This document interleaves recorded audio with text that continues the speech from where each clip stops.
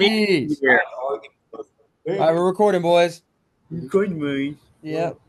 Good man. All right, Bo, we're starting. It's recording. Oh, we're starting? All right, opening line. Here we go. 2016 Bethlehem versus 2017 Waterbarrow. Who wins? All right, so I gotta ask this, and obviously the lineups. We know the lineups. Who's starting on the mound for Winder? Who's starting on the mound for BCA? I don't think it matters. You're right. It doesn't. I think just for fun, we'll throw our three at him first, which was Will Hardigree, and you can have a nice 88 to 90 that you've never seen. Our three? You mean our three who went D1? Yeah, or we can throw our four who went to Ole Miss. Zach Smith, who's also 90 to 92. I don't care. Look, everybody, we have a special. We have a special guest on the podcast tonight, right here. All respect to BCA. I know they've won their they like to call them state titles, whatever the heck they are. So respect to that program. I remember respect to that staff. They've worked hard. I remember a rumor that there was a female that pitched against them in one of the games. But here's the thing, y'all. There was. That did happen. It's okay. Like no one's mad at you. You want a fake state title. The Pony League at the Rec would have beaten you, but it's okay. Dude, it was you and Ryan. Why are y'all bringing me into this? I don't care. First off, the whole time I said I agree we would have lost. I think by the time they got through our lineup, they'd finally realize, oh my God, every one of those kids is going to play college baseball. And meanwhile, we threw a parade. We threw a pep rally for one of our kids signing. So hey. It's a good school. They have good standards. They like to do things well there, but it's not even a conversation. All the BCA people who watch the pod, if there are any, know that that I do not necessarily condone this. You do have an ally on the pod. You are loved. I graduated from there, man. I'm an ally. They're awesome. Just kind of sitting back saying, you should be advocating for your alma mater. I don't even have a dog in the fight. You have a dog in the fight. I love Brandon brings it up. Brandon brings it up and goes, "I'm not involved though." Brandon's like, "Here's the topic," and they were mad. No, okay. All right, we got to ask Jesse because he didn't go to BCA or Winder. All I did was say after y'all got off last night, he was pressed about it, and then I told you what he said. I didn't bring it up. I told you what he said. Well, technically, that's me bringing it up. That's such delusion. In Ryan's defense, Ryan was a really good ball player. Yeah, I bet he was. I'm not taking. I would love to see Ryan was. Jesse, who would win? I don't know. All I know is that BCA had state championships. Now, the level of competition they played, I don't know. I have no regard for that, okay? And then I also know that I don't know about y'all's junior year, but I do know y'all's senior year. When I was a junior in high school, I didn't go to high school with y'all. I know that y'all were very good. Like, I watched y'all play at Appalachia against my buddy Emery, right? Like, y'all were very good at baseball.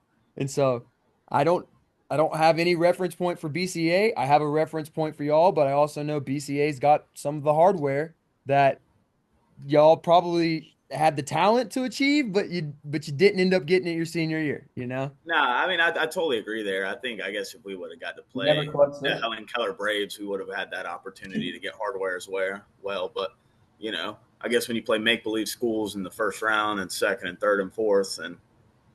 Hey, they were good. They were good, dude. And the Brady Stewarts, man, they were really good. They had some good ball players in that bracket. No, they had some solid ball players that would have been, really good bench pieces for us coming up through our junior and senior year. Such a turd, man. I think Ryan probably would have actually got to see the field. Some good things about Ryan. Bradley Toxin, the only player Bradley Toxin went to BCA. Bradley Toxin is my measuring point for BCA baseball. He was their stud. Bradley Toxin was their stud, and he would have been our 6-hole hitter. Where did Bradley Toxin end up? I'm not familiar with the name. That was their stud. Luke Allen, Fincher, and I don't know who. I don't know who. That's what Ryan said. Ryan's talking about kids who graduated in like 2014 and 2015. All right, so saying his junior year if we're doing that, delusional. we'll take Travis Demerit, Max Pentecost. Yeah, okay, thanks. Yeah, that's not fair. That's not fair. Marco. That's not fair. If we do an all-time team against all-time team, that's not fair. Wipe the floor. Every draft pick Winders ever had against. That's not fair. I'm just kidding. Look, you can't play catcher, Bo. Bird with the drop fly ball. Bo, if you do the all-time Winder team, you're not playing catcher. You're playing left field, homie. You're DH. 100. Both played first. I'm gonna disagree because I'm the only person Coach Smith's ever let call his own game. But dude, Pentecost though.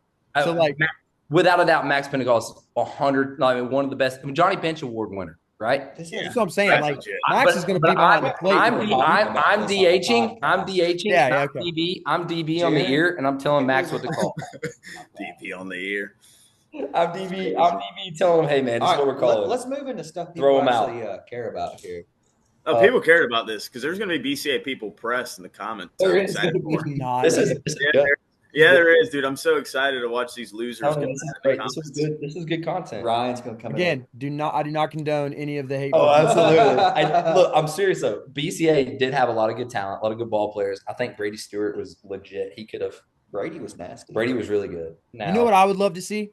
Because I'm good. Well, I say good friends. I know the wrestling coach at BCA, and we wrestled them. We didn't get to wrestle them this year, but we wrestled them over the previous 2 years. And they've gotten substantially better at wrestling because he's getting a lot of the football kids because he also coaches football. I know that they've put up some really good records the past few years in football. I would love to see BCA play Winder in football. You want to know why they're putting up good records in football? They're playing kids that belong in the Nebraska School of the Blind and Deaf. I mean, I have my own sports they play opinions about the league they play in. I was in high school. The level of competition was way better back then than it is now. Well, they're playing in a different league. Yes, they're playing in a different league. They're playing. That being said, there is one private school in the state of Georgia that would wipe both Winder and BCA right now, and that's Gatewood. Got to give a shout out to Brandon Moss, outfielder for those Loganville. private schools down in Savannah, bro. No, dude, Gatewood Frederica is legit. I don't know anything about Gatewood. I don't even know where that is. It was legit. I know in I believe there's I forget the name of the private school down in Savannah, but they pretty much run that Gisa league and about everything. They do. But all right, bro, we can move on. Those private all-boys schools, you know? I don't know why we're talking about Little Brother so much. We can move on. I think Little Brother's a compliment, so thank you. Dude, if I was a BCA fan watching the pod, I would be like convicting Brandon of treason right now, dude. Like, yeah, Brandon started this. Him hitting and all he did for BCA that his son is sitting here slandering that. Like, listen, these are my boys. Screw the rest of them. Come on, we love you. Yeah. No, what's funny is in one of Luke's videos when the 1 year I won the club championship. He's sitting there and he's Luke's asking him, like, what's your take? And he's like, I don't know. He's like, I'm probably going to go with a couple guys I went to BCA with. And he was like, dude, we went to BCA together. I was like, Brandon, that was in 7th grade. Yeah, you still went to BCA with me, dude. That doesn't qualify. We knew what you meant. No, you don't. We knew what that meant. But all right. What do we think about the Jerickson Profar pickup? I'm a fan. I like it. Outfielder from San Diego. He played a really good villain-like role out there with the Padres. So I'm a fan of the pickup. I think it was needed. Today you let I believe it was a Minter walk today. So the night shift is officially gone, which is tough. But overall, I am a fan of it, and I do think that moving forward, I do expect Atlanta to make one or two more moves before they start calling pitchers and catchers down for spring training. He was a third baseman. I think they're going to put him on the outfield. Yes. Well, boys, he's 3 years, $42 million. That's, if I'm being honest with you, I think that's a pretty good deal for Atlanta. That's a steal. Right, because I mean, the names Bo was throwing out on Tuesday, right? Like you were not going to get that. So it's just a matter of can you get the production? And to me, that kind of seems like a dude who wants to be in Atlanta, which I love that idea. So I still hope they go and get Jack Flattery. So bad. Yes, they're talking about the Trout, Bo. Talking about the Trout, my favorite player. My Trout. The Trout, the Benintendi. The Angels are going to get rid of him, and he's going to go somewhere. And the Angels are willing to pay the rest of his contract to get some prospects. He's going to be at the Dodgers with the rest of them people because they're paying $100 billion. No, what do you? No, he's got like freaking 8 years left on a 13-year deal. Dude, they'll pay it, dude. Because he can't stay healthy. They'll pay it so he can go somewhere else. And what sucks is Trout needs to be in the postseason because he's just like, I mean, one of the greatest to ever play. He's such a good leader, Bo. Why doesn't he lead his team to the postseason? Huh? Because he's leading a bunch of kids that played at BCA. Oh, that's horrible. I'm just kidding. Oh man, Trout is not a good pickup right now because what was Atlanta's problem this past season? Injuries. So why would you go get? And again, he will go down as a first ballot Hall of Famer. He is still recognized as a top 10 dude in baseball. But the reality is he has not finished a season in a good minute, bro. And part of it is they shut him down early because he plays for the crappy Angels. You're not gonna make a dude go out there and play hurt when your team sucks, right? Braves, you got to go get somebody who's healthy, and I think Profar wants to be in Atlanta because he signed what I would consider a pretty. I mean, $42 million over 3 years. That's good money for that guy, right? But it's also an opportunity for Atlanta to go and get another guy. That's what that is. And so he wants to be in Atlanta, which is cool. I want it. Make it happen. I also look at it now where you have 5 outfielders now in Acuna, Harris, Ozuna, Kelnick, and I'm missing one off the top of my head. I don't know why. But you got 5 outfielders now, and I know what's going to come down to it in free agency is you're either going to see Ozuna or Kelnick. One of those two are going to be dealt when you get to June for some bullpen depth if Atlanta's season goes the right way. Yeah. I'm hoping Atlanta finishes out the rest of January and middle of February, adding 2 bullpen pieces and going and getting Jack Flaherty. That'd be a sweet pickup. And I can see Profar kind of doing what Eddie Rosario did for us. Yeah. No, he's gonna be more an RC piece, man. Like, was Ronald not playing early? Yeah, I could see that. Like, yeah. I think he's gonna play a lot of left field. He'll probably slide Kelnick over to right, and then once Acuna comes back, like, hey, who sucks? All right, you're gone. Right. Or hear me out. Both are playing great, and then you have the best situation where it's like we can actually deal somebody who's playing good ball and get somebody else who's playing good ball who fills a hole that we need. That's ideal. Yeah. It just can't be Marcell Ozuna, who's like he's a top 5 dude in baseball right now. He's our best hitter. Sport that people actually care about. UFC. All right. I know nothing about it. Just so you know, viewers. Yeah. I do know that BCA would get BTA from Weiner Baseball. That's about it. This is a new. All right, we'll transition into UFC so Brandon can offer his opinion. All right, Brandon, what's the take? What's your topic? So y'all didn't watch the title fight, but me and Bo watched them here. And that Merab and Umar fight was probably one of the best title fights I've watched. He's the dude that beat O'Malley. Yeah, I know who Merab is. I knew coming into the fight that Merab being like a plus 250 underdog was just like stupid. Like those odds are just incredible. Dude, and it was just his gas tank. I've never seen anybody ever in the UFC have a gas tank. It was impressive. It was incredible. Against Khabib's cousin too. Yeah. Like the dude was 18-0. But come to find out, Khabib's cousin broke his hand in the first round. He said that after, but still, it was the gas tank. The dude had a machine. It's like he got better throughout the fight. Like you don't see that often. Like guys get better throughout a fight. He got better. But by the end, he was like jumping up and down, going crazy. I'm like, dude, does this just not get tired? He reminds me a lot of that, Khabib, style. In Islam, right? We're gonna maul you. Dude, Islam is now the greatest lightweight of all time. He has the most lightweight title defenses. Dude, he's just gonna keep going too. But I'm telling you right now, Merab is gonna be. I would like to know where he is now. Have they released the pound for pound since last weekend? I will. Because you're right. I mean, I didn't watch the fight live, but I went back and watched it on YouTube. You're exactly right, dude. He's just that. Again, wrestlers make the best fighters. This dude is a great wrestler from the country of Georgia. Coming in at number 4 on the pound for pound. Yeah, list. I think that's wrong. One is Islam one.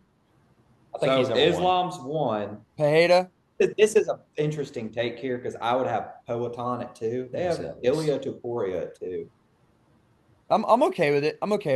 Yeah, but Alex Pereira should be above it. Yeah, but I think let's think about it. Who has Alex Pereira? He really has not fought like the level of competition in the last few fights that Topuria has fought. Israel Adesanya. Israel Adesanya has not looked that great. Yuri Prohashka. Yuri, so like the Yuri that fought this weekend, yeah, but that wasn't the Yuri that fought Pereira, dude. I think Marab needs to be one. Okay, that's outrageous. Dude, nah, it's got to be Islam. Bro, what I just watched, I've never seen before. I don't think Islam has lost a round in his like last 4 or 5 fights. Islam's last fights have been sub TKO, the 5-round decision to Volkanovski. That's the only fight he looked for. Who's his next challenger? Islam, probably Oliveira. Yeah, and Islam's also he's in a stacked division, man. That division's just like who's the lightweight division stacked, the light heavyweight stacked too. Bantamweight stacked. The UFC men's division. Yeah, too bad the best fighter in the UFC is Bo Nickal.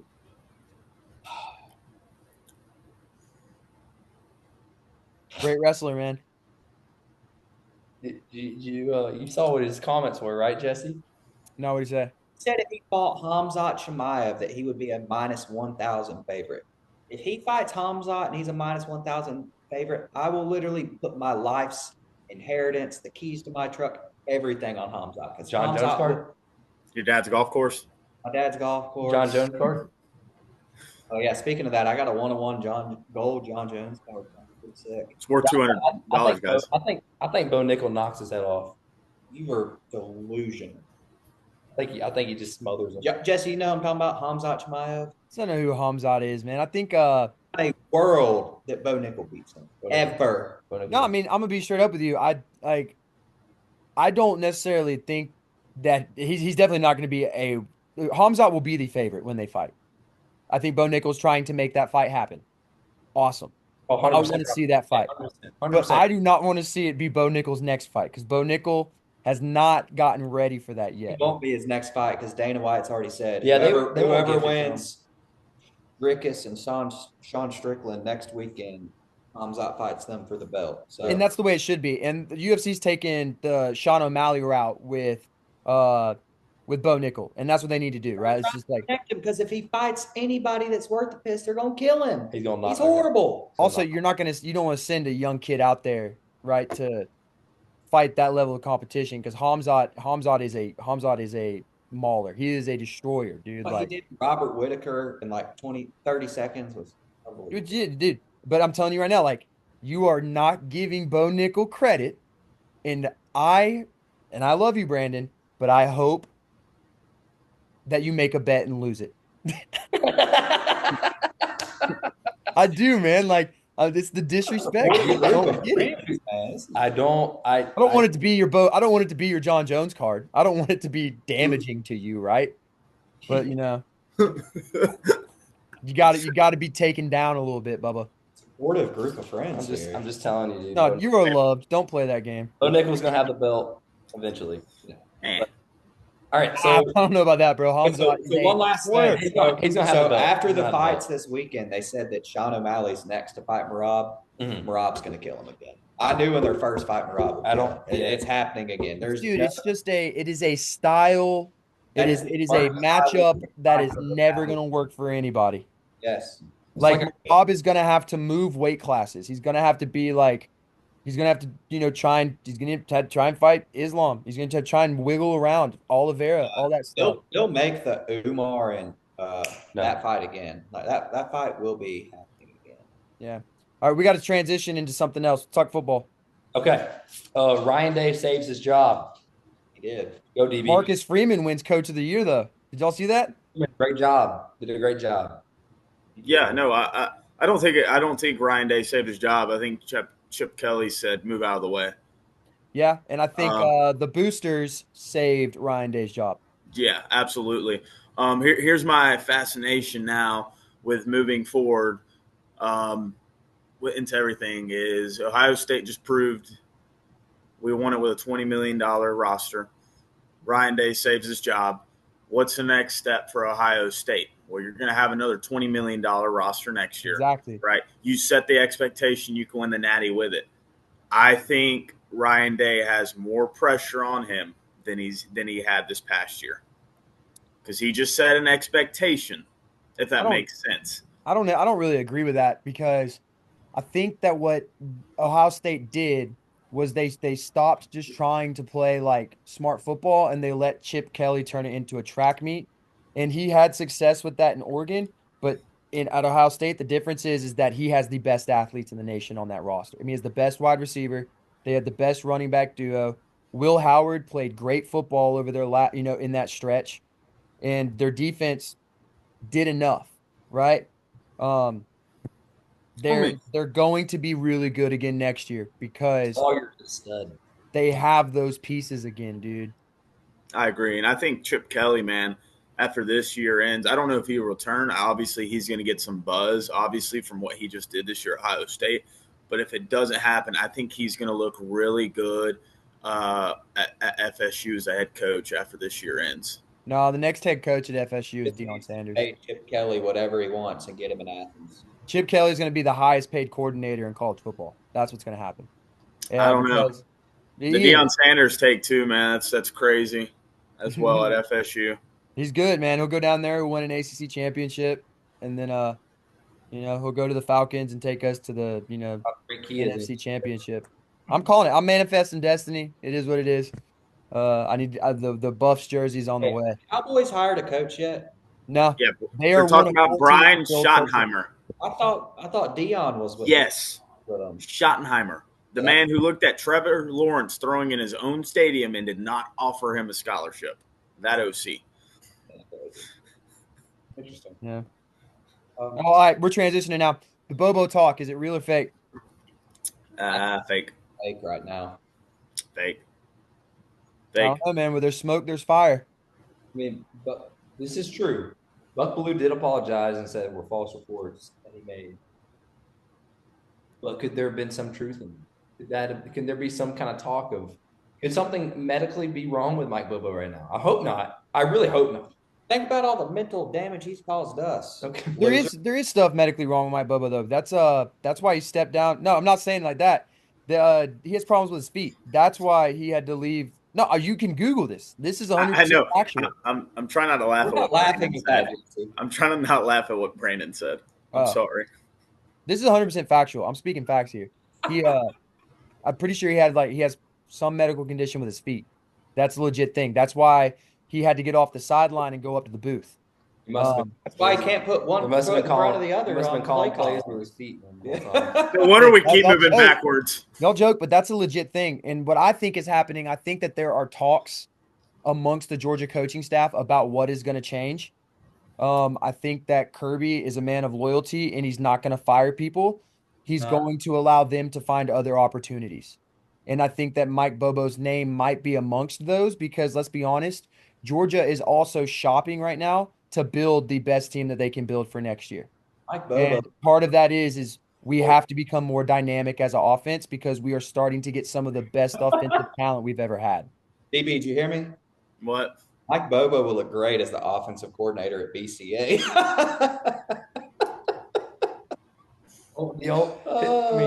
Brandon. What? Bro. I love you, Brandon. No, you don't. So, how about that video? How about that video of Ryan Puglisi? Lasers. Stafford arm. Kid's got a good arm. Stafford arm. Dak Prescott 2.0. No, I'm just kidding. Kid's got a good Stafford arm. Bo's gonna cry if Puglisi starts over Gunner. That won't happen ever. How about the Gunner odds of 33-1 for Heisman? Yeah, it's I believe it is the 21st highest out of all college football players. Kind of crazy, right? Dude, that's good, man. That's kind of crazy, right? I saw a For a guy that played a game and a half. It's just based on talent. That's like 12th among the SEC quarterbacks. That was because you looked at a list of every SEC quarterback's odds, and there's like how many? 16, and he was 12th or 13th. I don't know. DB sent it to me. I saw. Yeah, it's all the odds for SEC players. that being said, I agree with Jesse and how Jesse says this. I will probably never see a Heisman winner at the University of Georgia in the new era, just because there's always going to be the Stetson Bennett take, right? Like imagine in 2022 if Stetson Bennett did not miss, I think 12 quarters of play that season, right? What have his numbers would have looked like? It wouldn't have Typically, mattered though. no, it wouldn't have mattered. Everybody looks at Georgia, especially that team, right? They're like, oh, well, they're loaded with all these great guys, you know? And if I'm I being think you're honest always with going to you, run into that. my opinion is it should go to a dude that if you take him off that team, then But they they are still win. not as good. They are not where they are, which is why Ashton Genty should have won the Heisman. He ran them into the college playoff. He did. That's why he should have won it. And Stetson deserved the Heisman. He played well enough to earn the Heisman the year he did it. But he was also, I mean, it's not his fault. It's just the harsh reality of it. You're also loaded with the best college football team in the nation. You know, you are more expendable than the other Williams guy. won it that year. What? Jaden Daniels. No, Caleb Williams won it the Oh, year. Caleb Williams. Caleb Yeah, because everybody Jaden else Daniels won that it the next went there, everybody else that went to like the Heisman ceremony were all playing in the college football playoffs, and he wasn't. And he made the whole spill like, "But I'm gonna be there next year," and then went 7-5. You know, it's a popularity contest, bro. Do you think Kirby's telling these kids, bro, we're not here to win Heisman's. We're here to win national championships. You want to be Bingo. popular, go play for a school that's going to give you go be Dylan Raiola if you want to go the popular route. Right? Or go where? Huh? Or go where? You go play for, I mean, Mike Norvell down there at Florida State. Mm-hmm. Billy It's a popularity. Napier getting a lot of popularity contest. Yeah. It is, dude. You go play for the false prophet out west in Colorado. I don't even know Colorado State's head coach. Do y'all know his name? He's what's Colorado State's head coach's name? Mm-hmm. It's just You're not talking about Dion. You talking about Dion? No. Dion's good. If Dion could win a Heisman again, he might be the first coach to ever win a Heisman. Not with 8 toes. Yeah, no. It's more impressive with 8 toes, man. How fast do you think Dion could run the 40 right now? Him and Mike Bobo might be in the same like AA toe meeting, bro. Oh my God. Dude, we got 2 minutes left on this, boys. Wait, hold on. I saw this crazy take earlier, and this would piss me off so bad if it happened. This guy's predicting that DJ Lagway is going to win the Heisman and lead Florida to an 11-1 and win the SEC championship. I'm like, that is outrageous. He's pretty good. Not a hot take. Ooh, I'd have to see their schedule on the record. That being said, Florida went 8-5 with one of the toughest schedules, right? But where did all of a sudden we thought that Billy Napier was an elite coach that could lead a team 11-1 in the SEC? When did that happen? He's not, but you don't need an elite coach. And DJ Lagway is also Day. not Cam Newton. Is Ryan Day an elite coach? Wait, what was that name you just said, DB? DJ Lagway isn't Cam Newton. No, hold on. Let me ask you all a question because we have less than 1 minute now. I will prove to you don't need an elite head coach. Are you ready? What is the greatest college football team ever assembled? And it's not Ryan Day this year.